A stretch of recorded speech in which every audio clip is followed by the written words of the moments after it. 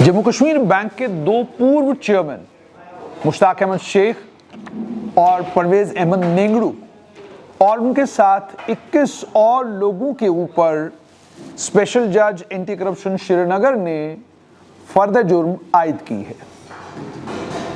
उनके ऊपर इल्जाम यह है कि इन दोनों चेयरमैनों ने बैंक के बाकी मुलाजमीन के साथ मिलकर पिछले दरवाजे से लोगों को जम्मू कश्मीर बैंक में मुलाजमतें दी। इल्जाम यह था कि लगभग 3000 लोगों को जम्मू कश्मीर बैंक में इन दोनों चेयरमैनों ने अपने अपने वक्त में मुलाजमत दी। कानूनी ज़ाब्ता उसको परे रखकर बेरोजगार नौजवानों के साथ ज्यादती की और कानून को अपने तरीके से इंटरप्रेट करके, अपने तरीके से समझ के, अपनी ताकतों का गलत इस्तेमाल करके इन लोगों ने जम्मू कश्मीर बैंक में नौजवानों को और असर रसूख वाले लोगों को मुलाजमतें दी। ये इल्जामात इनके ऊपर हैं। इसमें बैंक के कई मुलाजमीन हैं जिनके नाम एंटी करप्शन ब्यूरो ने इस मामले में दर्ज किए हैं और एंटी करप्शन ब्यूरो ने जो शवाहिद कोर्ट के सामने पेश किए, जो दलील कोर्ट के सामने रखी, उस दलील को सुनने के बाद कोर्ट ने यह कहा कि हम एंटी करप्शन ब्यूरो की दलील सुनने के बाद इस बात पर कन्विंस्ड हैं कि मुश्ताक अहमद शेख, परवेज अहमद नेंगड़ू, अब्दुल रऊफ भट्ट, मोहम्मद मकबूल लोन, मोहम्मद यहिया रफीकी, सैयद इरफान लतीफ़, मोहम्मद इकबाल वानी, अरशद हुसैन डार, शकूर अहमद भट्ट, वसीम महराज और उसके अलावा परवेज अहमद नेंगड़ू, वगेश चंद्र शर्मा, मोहम्मद अयूब वंचू, फयाज अहमद भट्ट, आसिफ इकबाल राजा, शौकत अहमद भट्ट, परवेज अहमद बाबा, अंजुम आरा, फैजान अय्याज, मुश्ताक अहमद मीर, अब्दुल रशीद शिगन, मोहम्मद असलम गनाई, आसिफ इकबाल राजा, इमरान मत्तू, परवेज बाबा, उसके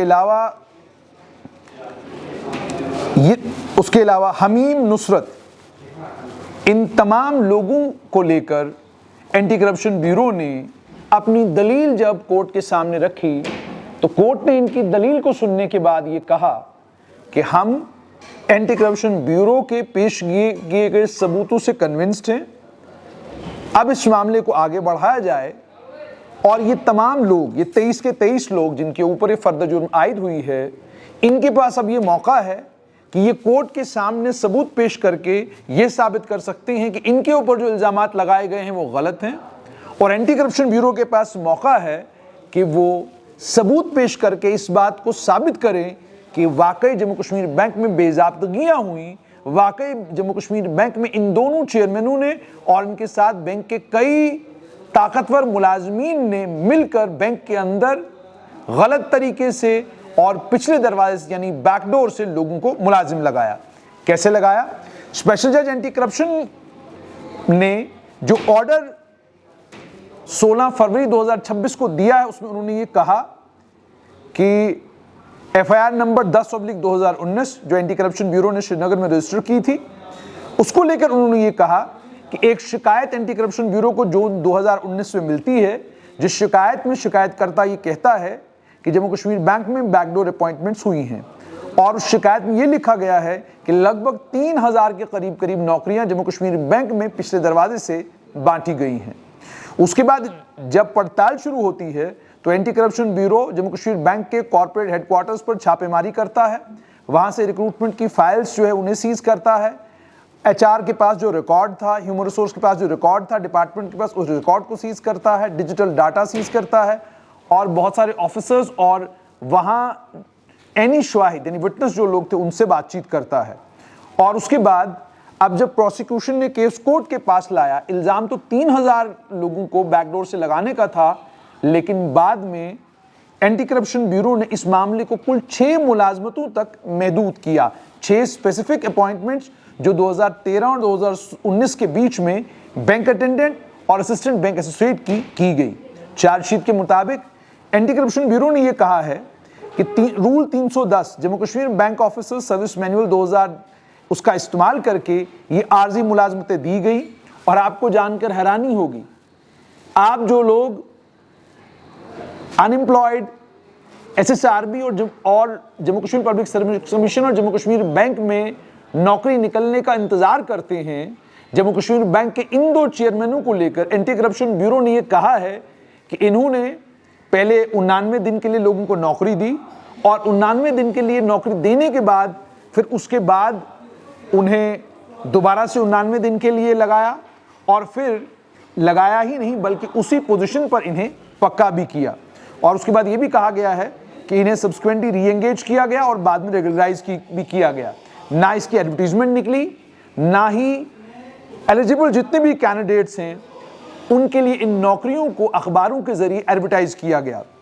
और उसके बाद ये भी कहा है एंटी करप्शन ब्यूरो ने कि जब हमने रिकॉर्ड खंगाले तो हमारे पास कोई रिकॉर्ड ऐसा नहीं मिला जिस रिकॉर्ड के जरिए ये दोनों चेयरमैन ये साबित कर पाते कि बैंक की ब्रांचेस के बढ़ने के चलते बैंकों में काम करने वाले जो मैनेजर थे उन्होंने चिट्ठियां लिखी थी जोनल हेडक्वार्टर्स को या जो हेडक्वार्टर है जम्मू कश्मीर बैंक का कि हमें बैंकिंग एसोसिएट की या असिस्टेंट बैंकिंग अटेंडेंट्स की ज़रूरत है। उन्होंने कहा ऐसी कोई बात किसी रिकॉर्ड से सामने नहीं आई। ये भी कहा गया है इसमें कि इन मुलाजमीन में से एक जो मुलाजमा लगाई गई हैं वो जम्मू कश्मीर बैंक के चेयरमैन की भतीजी थी, यानी उनके भाई की बेटी। एसीबी ने यह भी कहा है कि इन तमाम मुलाजमीन ने लगभग 41.25 लाख के करीब तनख्वाह अगस्त 2019 तक जम्मू कश्मीर बैंक से ले ली हुई है। लेकिन जो परवेज़ अहमद नेंगलू और मुश्ताक अहमद शेख दोनों इन चेयरमैनों के वकील थे और बाकी जितने भी मुलजिमान हैं उनके वकील थे, उन्होंने ये कहा कि पहली बात FIR एक ऐसी शिकायत के ऊपर दर्ज की गई है जिस शिकायत को बाद में जिस ने मेल किया था उसने खुद कहा कि मैंने कोई ऐसी शिकायत नहीं की है। और ऑफिस सर्विस मैनुअल को लेकर भी उन्होंने ये कहा कि उसमें स्टैट्यूटरी फोर्स नहीं है। ये भी कहा गया कि जम्मू कश्मीर बैंक स्टेट नहीं है, आर्टिकल 12 जो कॉन्स्टिट्यूशन का है उसके मुताबिक। उसके बाद ये भी उन्होंने कहा कि ये ऑफिसर पब्लिक सर्वेंट नहीं है, ये एक प्राइवेट बैंक में काम करते हैं। और उसके बाद बोर्ड ऑफ डायरेक्टर्स ने इन तमाम अपॉइंटमेंट्स को रेटिफाई किया, यानी आपने किसी को मुलाजिम लगाया, आप जम्मू कश्मीर बैंक के चेयरमैन थे, आप चेयरमैन होने का मतलब आप तमाम फैसलों पर असरअंदाज थे, आपने बोर्ड ऑफ डायरेक्टर्स से इन्हें रेटिफाई कराया। ये बात एंटी करप्शन ब्यूरो ने कही है। और उसके बाद इसमें यह भी कहा गया कि चेयरमैन ने डिस्क्रिशनरी पावर्स 310 के तहत उनका इस्तेमाल किया और उनका इस्तेमाल करके उन्होंने इन तमाम लोगों को मुलाजिम लगाया। कोर्ट ने कहा कि हम इस बात से कन्विंस्ड हैं कि वाकई साजिश हुई है और साजिश के चलते इन जम्मू कश्मीर बैंक के 2 चेयरमैनों ने मुलाजमतें बांटी हैं।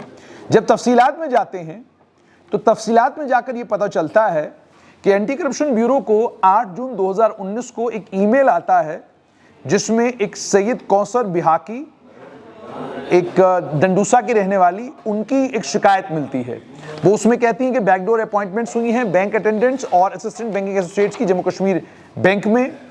उसके बाद ये कहा जाता है कि एंटी करप्शन ब्यूरो ने कंप्लेनेंट को ट्रेस किया और उसका स्टेटमेंट 161 CRPC के तहत दर्ज किया। उसमें ये कहते हैं कि शिकायतकर्ता ने इस बात से इनकार किया कि उन्होंने कोई शिकायत की है और उन्होंने ये भी कहा कि उनका नाम इस्तेमाल करके शिकायत की गई है, उन्होंने शिकायत नहीं की है। एंटी करप्शन ब्यूरो ने आगे ये भी कहा कि जब हमने शिकायतकर्ता से ये पूछा कि क्या आपकी बैंक की ब्रांच में मुश्ताक अहमद मीर, वसीम महराज, फैज़ान अय्याज, इकबाल वानी जिनके नाम FIR में हैं, क्या ये लोग आपके बैंक डंगीवचा ब्रांच में काम करते हैं? तो उन्होंने कहा हाँ ये काम करते हैं। उसके बाद ACB कहती है कि हमने इस मेल को, कंप्लेंट को सोर्स रिपोर्ट ट्रीट किया और हमें इससे ये लगा कि वाकई कोई जुर्म हुआ है जिस जुर्म का को प्रॉपर्ली इन्वेस्टिगेट किया जाना चाहिए। उसके बाद उन्होंने कहा कि हमने फौरन FIR नंबर 10/2019 जिनके खिलाफ वो शिकायत की गई थी वो दर्ज की। अब जो शिकायत है उसमें ये कहा गया कि जम्मू कश्मीर बैंक में लगभग 3000 लोगों को इलीगली 2014 से बैंक अटेंडेंट और असिस्टेंट बैंक एसोसिएट के तौर पे अपॉइंट किया है। जो डंगीवचा ब्रांच है बैंक की, उसमें 7 ऐसी फ्रॉड अपॉइंटमेंट्स हुई हैं। उसमें एक इकबाल वानी, महराज मागरे, फेरोज आरा, वसीम भट्ट, मुश्ताक मीर, फैज़ान चौपान, ये तमाम लोग इस ब्रांच में लगाए गए हैं। उसके अलावा रोहामा ब्रांच जो बैंक की है उसमें भी फ्रॉड अपॉइंटमेंट्स हुई हैं। एक महिला है, उनका नाम अंजुम आरा, और एक और लड़की बांडीपुरा की, उनको यह अपॉइंट किया गया है। कंप्लेंट में यह भी मेंशन किया गया है कि जम्मू कश्मीर बैंक ने लगभग 150 से ज़्यादा लोगों को 2017 से बैंक अटेंडेंट और असिस्टेंट बैंक एसोसिएट के तौर पर एब्जॉर्ब किया है। और ये भी इल्ज़ाम लगा कि बैंक ने तमाम जितने भी कवानीन थे उनको दरकिनार करके पीडीपी के पार्टी वर्कर्स को मुलाजमत दी है। कंप्लेंट में ये भी कहा गया है कि हज़ारों के करीब स्वीपर जो हैं वो अलग अलग बैंक की ब्रांचों में पिछले 10 साल से छोटी सी तनख्वाह पर काम कर रहे हैं, लेकिन बैंक ना उनको रेगुलराइज कर रहा है। और जब भी बैंक रेगुलराइजेशन की बारी आती है तो चेयरमैन हर समय फाइनेंशियल कंस्ट्रेंट्स की बात करते हैं और फाइनेंशियल कंस्ट्रेंट्स की बात करके वो इन्हें पक्का नहीं करते। उसके बाद एसीबी ने कहा कि हमने इस मामले में केस दर्ज किया, इन्वेस्टिगेशन स्टार्ट की और हमें सीजीएम के कोर्ट से एक सर्च वारंट मिला और कॉर्पोरेट हेडक्वार्टर्स पर हमने 8 जून 2019 को छापेमारी की और वहां से हमें बहुत सारा रिकॉर्ड कॉर्पोरेट हेडक्वार्टर से मिला। एसीबी ने यह भी कहा है इन्वेस्टिगेशन के दौरान 6 बैंक अटेंडेंट और असिस्टेंट बैंक एसोसिएट्स को लेकर उन्होंने कहा उनकी इलीगल अपॉइंटमेंट हुई है, जिसमें उन्होंने ये कहा है कि मुश्ताक अहमद शेख जो उस समय बैंक के चेयरमैन थे, उन्होंने 2 लोगों की मुलाजमत लगाई, मोहम्मद इकबाल वानी, वसीम महराज। मोहम्मद इकबाल वानी को 2013 में और 2016 में वसीम महराज को उन्होंने मुलाजमत दी। और दूसरे मुलजिम परवेज अहमद नेंगड़ू, जब वो बैंक के चेयरमैन थे, उन्होंने 4 लोगों को अपॉइंट किया, हमीम नुसरत, उन्हें असिस्टेंट बैंकिंग एसोसिएट, और मुश्ताक अहमद मीर को 2017 में, फैजान अय्याज को 2017 में और अंजुम आरा को भी 2017 में नौकरी दी। इसमें बैंक ये कहा है एसीबी ने कि दोनों चेयरमैनों ने एक ही रास्ता इन 6 के 6 मुलाजमों को लगाने के लिए इख्तियार किया। एंटी करप्शन ब्यूरो ने यह कहा है कि बैंक के पास वैकेंसीज थी ही नहीं, वैकेंसीज नहीं होते हुए भी बैंक ने मुलाजमतें दी, और मुलाजमतें इसलिए दी क्योंकि अपने करीबियों को जम्मू कश्मीर बैंक की मुलाजमत देना चाहते थे। इसमें उन्होंने एक मिसाल भी दी है कि जम्मू कश्मीर बैंक के चेयरमैन परवेज अहमद नेंगड़ू जिस समय थे, उन्होंने अपनी भतीजी हमीम नुसरत को मुलाजमत दी। एसीबी ने यह भी कहा है कि जिन ऑफिसरों ने इन की मुलाजमतों को बाद में रेगुलराइज किया, वैकेंसीज थी नहीं, कानूनों को ताक पर रखकर, और अगर कोई वैकेंसी होती तो आप एडवर्टीजमेंट इशू करते, आपने एडवर्टीजमेंट इशू नहीं की, लेकिन अपनी भतीजी को आपने नौकरी जम्मू कश्मीर बैंक में दे दी। एसीबी ने यह भी कहा कि ये जो बेनिफिशियरी थे, इन्हें डंगी बच्चा, रोहामा और मोहाली ब्रांच जो जम्मू कश्मीर बैंक की थी, वहां पर इन लोगों को एडजस्ट किया गया। एसीबी ने यह भी कहा है कि उनके पास 47 के करीब गवाह हैं और उन 47 गवाहों के भी एंटी करप्शन ब्यूरो ने नाम दिए वहां पर। उसके बाद एंटी करप्शन ब्यूरो ने आगे बढ़ते हुए यह कहा कि जिन लोगों को मुलाजमत दी गई उनमें मोहम्मद इकबाल वानी, कोड नंबर 23422, बैंक अटेंडेंट के तौर पर वो काम कर रहे हैं। उनको लेकर यह कहा है कि मुश्ताक अहमद शेख जब जम्मू कश्मीर बैंक के चेयरमैन थे तो उस समय सैयद इरफान जो एसोसिएट एग्जीक्यूटिव HRDD थे, उन्होंने इकबाल वानी की नौकरी के लिए सिलसिला शुरू किया। और वो सिलसिला शुरू कैसे किया? जम्मू कश्मीर बैंक के चेयरमैन वर्बल इंस्ट्रक्शंस दी और वर्बल इंस्ट्रक्शंस के ऊपर मोहम्मद इकबाल वानी को मुलाजमत देने का रास्ता तैयार करना सैयद इरफान ने शुरू किया। उसके बाद यहिया रफीकी जो एग्जीक्यूटिव HRDD थे, मोहम्मद मकबूल loan vice president HRDD, Abdul Rauf Bhatt president HRDD, इन लोगों ने साजिश करके इस बेनिफिशियरी की फाइल को प्रोसेस किया, चेयरमैन को फॉरवर्ड किया उसके अप्रूवल के लिए, और उसके बाद चेयरमैन ने इसे अप्रूवल दिया और अप्रूवल देकर इकबाल वानी को मुलाजमत मिल गई। और इतना ही नहीं, बल्कि इस इकबाल वानी को पहले 99 दिन के लिए 8 अक्टूबर 2013 को मुलाजमत दी गई और उसके बाद टेम्परेरी री एंगेजमेंट इसका 3 फरवरी 2014 को किया गया और उसके बाद इसे 10 मई 2014 को चेयरमैन के दस्तखत के साथ पक्की मुलाजमत दी गई। यानी आपको न इम्तिहान देने की ज़रूरत है, न लाइन में खड़े होने की ज़रूरत है, न फॉर्म भरने की ज़रूरत है, ये कोई जहमत आपको उठानी नहीं है। आपका जम्मू कश्मीर बैंक में कोई रिश्तेदार होना चाहिए, आपको मुलाजमत मिल जाती थी। ये इतिहास है जम्मू कश्मीर बैंक का। दूसरे मुलाजिम वसीम महराज, कोड नंबर 23640, ACB ने कहा है ये बैंक अटेंडेंट लगे। इनको लेकर ये कहा गया है कि एग्जीक्यूटिव HRDD शकूर अहमद भट्ट ने अपॉइंटमेंट का प्रोसेस इनिशिएट किया और ये भी उन्होंने चेयरमैन की वर्बल इंस्ट्रक्शंस पर किया। और अरशद हुसैन डार जो वाइस प्रेसिडेंट HRDD थे, अब्दुल रऊफ भट्ट प्रेसिडेंट HRDD थे, इन लोगों ने इस फाइल को प्रोसेस किया, चेयरमैन को फॉरवर्ड किए अप्रूवल के लिए। दोबारा इन्हें पहले 99 दिन के लिए लगाया गया, फिर दोबारा री एंगेज किया गया और री एंगेज करने के बाद इन्हें पक्का 19 सितंबर 2016 को किया गया। ये थी जम्मू कश्मीर बैंक में मुलाजमत मिलने का ये तरीका था। अंजुमन आरा, ACB ने इनको लेकर भी यही कहा है कि इनका अपॉइंटमेंट का सिलसिला भी वर्बल इंस्ट्रक्शंस चेयरमैन ने दी। Mohammad Ayub Wanchoo vice president HRDD, Vagish Chandra Sharma executive president HRDD और परवेज अहमद बाबा एग्जीक्यूटिव, इन तमाम लोगों ने रास्ता हमवार करने का काम किया। ACB ने कहा चेयरमैन ने टेम्पररी तौर पर 99 दिन के लिए पहले इस महिला को लगाया, उसके बाद टेम्पररी री एंगेजमेंट किया इसका 15 जनवरी 2018 को और उसके बाद चेयरमैन ने इसे 23 अप्रैल 2018 को रेगुलराइज की, इसकी मुलाजमत पक्का कर दिया उसको बैंक में। सेम फैजान अय्याज के साथ भी हुआ।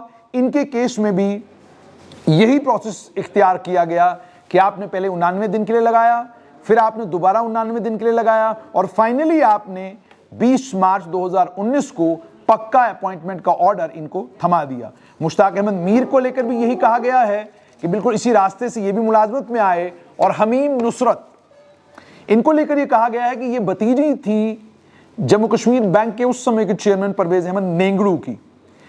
इनको लेकर ये कहा गया है कि असिस्टेंट बैंक एसोसिएट के तौर पर इनको लगाया गया। इसमें यह कहा गया है कि ACB ने इमरान मत्तू जो जूनियर एग्जीक्यूटिव थे, उन्होंने अपॉइंटमेंट का प्रोसेस इनिशिएट किया 25 जनवरी 2018 को, ये भी जुबानी चेयरमैन के बोलने के ऊपर। Asif Raja executive HRDD, Fayaz Ahmad Bhatt assistant vice president HRDD और Mohammad Ayub Wanchoo vice president HRDD, इन सभी लोगों ने मिलकर एक साजिश की जो ACB कहता है। और ACB ने आगे कहा कि टेम्पररी अपॉइंटमेंट का ऑर्डर 25 जनवरी 2018 को इनका इशू किया गया और इन्हें मोहाली पंजाब में मुलाजिम लगाया गया। ACB ने कहा कि चेयरमैन ने टेम्पररी अपॉइंटमेंट का अप्रूवल 99 दिन के लिए पहले दिया, उसके बाद दोबारा 99 दिन के लिए दिया और बिना किसी सीनियर ऑफिस HR सेक्शन के अप्रूवल के उन्हें दोबारा से री एंगेज किया। और उसके बाद उन्होंने ये भी कहा कि इमरान मत्तू जो एग्जीक्यूटिव थे, उन्होंने रेगुलर अपॉइंटमेंट के लिए इनका केस 18 मार्च 2019 को प्रोसेस किया। आसिफ इकबाल राजा, मोहम्मद असलम गनाई, फयाज अहमद, अब्दुल रशीद शिगन, इन्होंने इस केस को प्रोसेस किया और इसे चेयरमैन की अप्रूवल से 19 मार्च 2019 को रेगुलराइज किया गया और इन्हें पक्की मुलाजमत जम्मू कश्मीर बैंक में मिली। अब this is tip of the iceberg, यानी इल्जाम 3000 मुलाजमतों का है और ये टेस्ट चेक केसेस आप कह सकते हैं 6 केसेस का जिक्र किया है और इन्हीं 6 केसेस की बुनियाद पर एंटी करप्शन ब्यूरो ने अपना केस तैयार किया है। उसके बाद डिफेंस ने अपने दलाइल दिए कोर्ट के सामने। उन्होंने ये कहा कि ये तमाम बातें बेबुनियाद हैं और चेयरमैन के पास ये ताकतें थी, उनके पास ये इख्तियार था, वो ये कर सकते थे, ये तमाम चीज़ें उन्होंने कही हैं।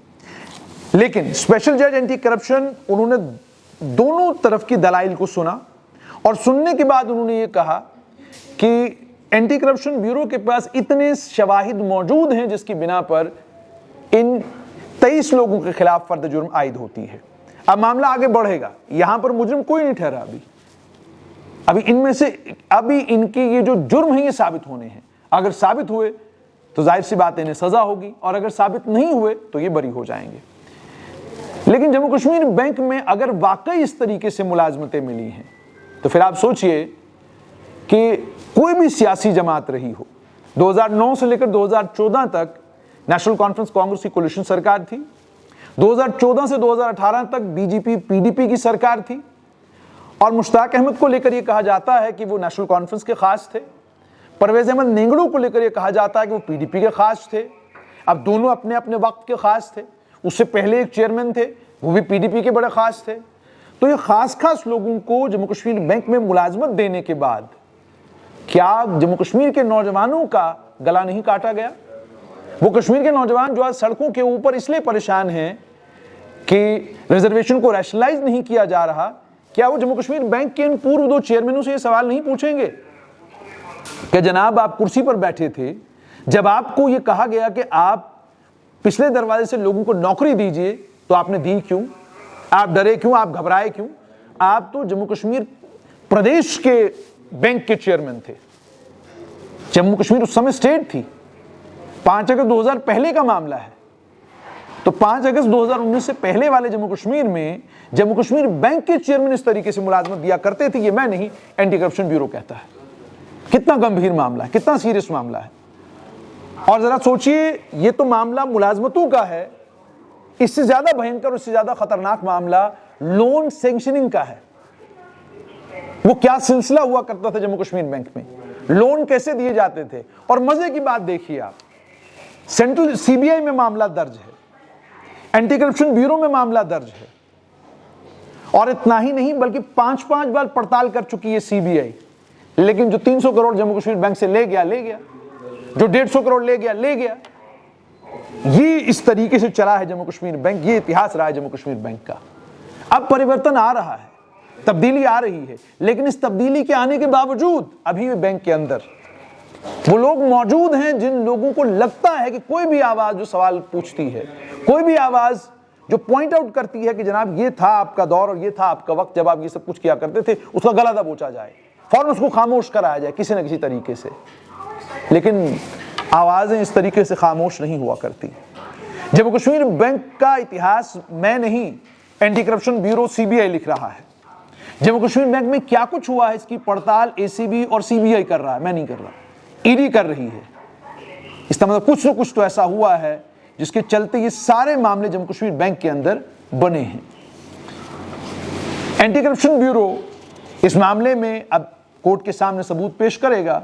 सबूत पेश होंगे, देखना यह होगा कि परवेज अहमद नेंगड़ू और मुश्ताक अहमद शेख जो फर्द जुर्म इन पर आयद की गई है, क्या इस फर्द जुर्म के आयद होने के बाद एसीबी साबित कर पाएगी कि वाकई इन लोगों ने सियासी जमातों के कहने के ऊपर अपने रिश्तेदारों को और अपने जानने वालों को और बैंक में असर रसूख रखने वालों को के रिश्तेदारों को मुलाजमतें बांटी हैं। इस पर हमारी नजर रहेगी। एंटी करप्शन ब्यूरो कोर्ट में क्या कहता है, क्या सबूत पेश करता है, आप तक स्ट्रेट लाइन के माध्यम से पहुंचाते रहेंगे।